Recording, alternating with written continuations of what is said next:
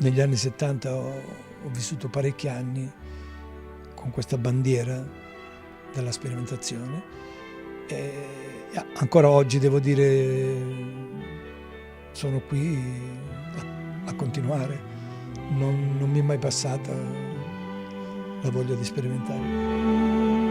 Tiene vivi, non è solo un fatto di piacere per lo studio e per la ricerca, ma è soprattutto il fatto che ti dà, anche quando non è riuscita, ti dà dei grandi risultati proprio per disciplina, per autodisciplina.